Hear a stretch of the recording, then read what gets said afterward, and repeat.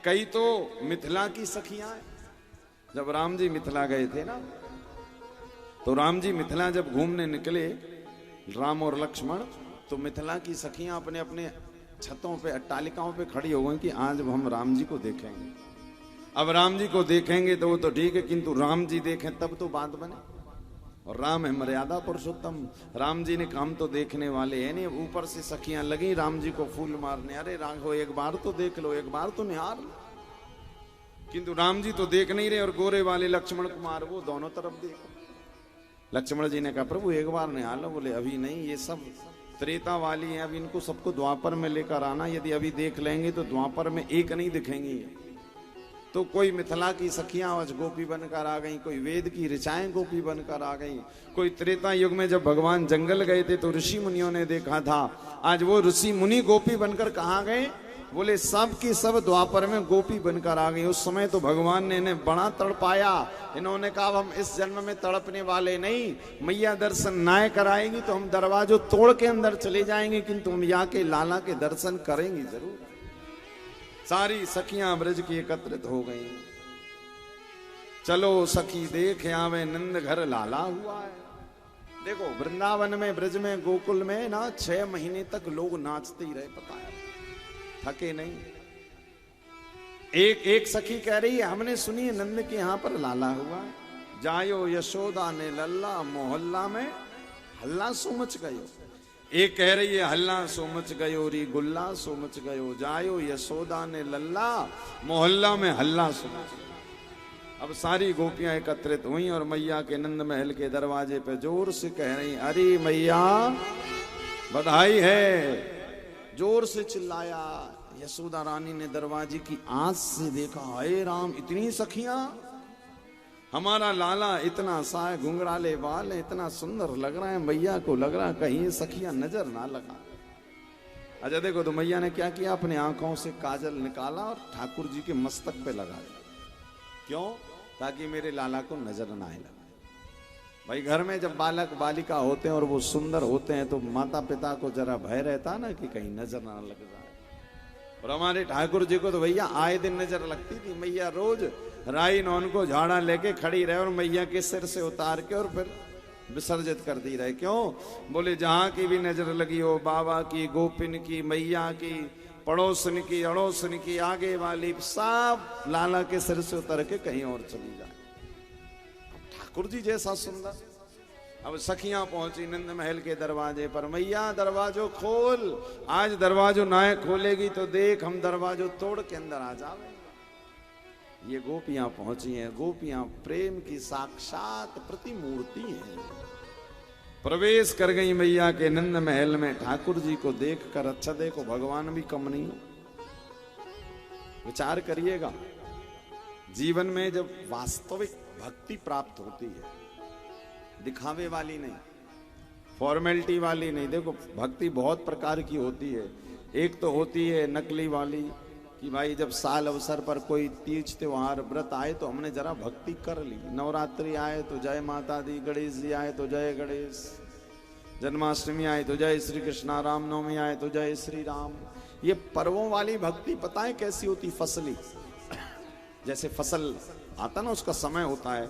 आपके यहाँ जैसे कपास होती है तो कपास का एक समय होता है, उस समय पर वो कपास पेड़ों में आती है। साल भर उसमें ज्यादा फल फूल नहीं, जब समय आता तभी आती है।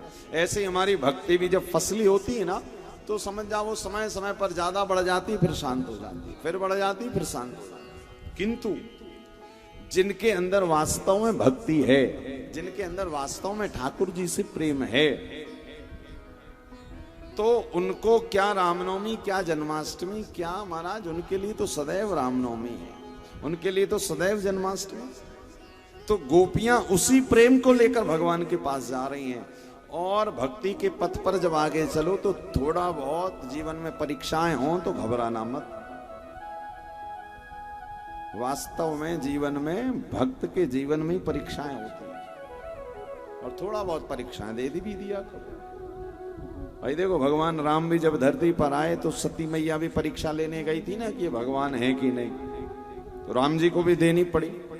तो हम भी दुनिया में आए, थोड़ा बहुत यदि कुछ ऐसा ऊपर नीचे हो संघर्ष तो झेल लिया करो। अरे भगवान के यदि भक्त हो तो वो सब निकलवा देते हैं। आज गोपियां तो बड़े भाव से जा रही हैं कि हम भगवान का दर्शन करेंगे। भगवान तो महाराज कृष्ण तो कृष्ण, भगवान क्या किए, जानबूझकर आंख बंद करके सो गए। और मैया को लगा कि हमारा लाला सो गया, जबकि भगवान सोए हुए नहीं थे। ठाकुर जी जरा देख रहे थे कि जरा देखें तो कि इनकी भक्ति में कितनी असलियत है। तो भगवान सोए। अब मैया ने कही देखो सखियां सारी अंदर आ गई, कह रही देखो हमारा लाला सो गया, बाद में आना। गोपियां कह रही मैया हम तेरे लाला को दर्शन किए बगैर ना जाएंगे। मैया कह रही वो तो सो रहा है। बोले कभी तो उठेगा भाई, कभी तो उठेगा कि नहीं उठेगा। और आज मैया सुन, हम इसको देखने नहीं आए, हम तो इसको जन्म जन्मांतरों से देख रहे हैं। अरे हम अपने आप को इसे दिखाने आए हैं कि लाला एक बार हमें भी तो देख लो, हम भी तो तुम्हारी है। भाई हम तो रोज मंदिर जा रहे हैं, रोज ठाकुर जी को देख रहे हैं, रोज राम जी को देख रहे हैं। कृपा नहीं हुई। कृपा कब होगी? बोले जब भगवान तुम्हें देखना शुरू कर देंगे, समझ जाना कृपा शुरू हो जाएगी। सूरदास जी वृंदावन जाते हैं बिहारी जी के दर्शन करने के लिए, रोज बिहारी जी को निहारते हैं। लोगों ने कहा सूरदास तुम क्यों वृंदावन आते हो? भैया तुम्हारी तो आंख भी नहीं है, और भगवान का दर्शन तो आंख वाले करते हैं। आंख वालों ने तुझको न देखा, कान वाले ने तुझको सुना है, तेरा दर्शन उसी को हुआ है।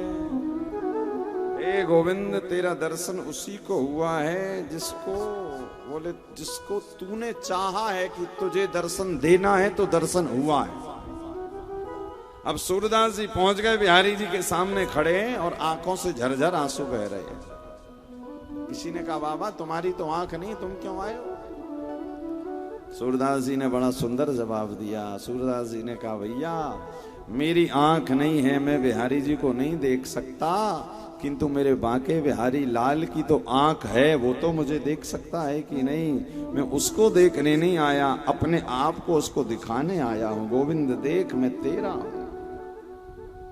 ये है भाव, ये है भक्ति। आज इसी भाव से गोपियां पहुंची, भगवान ने नेत्र बंद कर लिया। अब गोपी तो गोपी देखो, हमारे ब्रज की गोपी साधारण नहीं है भैया। ब्रज की गोपी तो ठाकुर जी से कहती है तेरे गुलचा गाल दवाए दूंगी, मत फोड़ दही की मटकी।